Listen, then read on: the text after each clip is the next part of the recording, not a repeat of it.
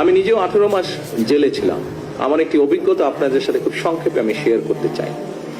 আমি দেখেছি জেলখানায় যতজন মানুষ বন্দি কয়েদি যেভাবেই তাদেরকে আমরা ডাকি না কেন, তার মধ্যে আমার অভিজ্ঞতা হচ্ছে প্রায় 30% মানুষ আছে গরিব মানুষ, যারা বিভিন্ন কারণে জেলে গিয়েছে। এই মানুষগুলো ঠিক জানেও না তারা কি কারণে জেল খাটছে, এবং বহু মানুষ তারা শুধুমাত্র অর্থনৈতিক কারণে একজন ভালো লয়ার নিযুক্ত করতে পারছে না বলে, তার ফ্যামিলি সেটি এফোর্ড করতে পারছে না বলে এই মানুষগুলো প্রায় 30-35% মানুষ বিনা কারণে জেল খাচ্ছে।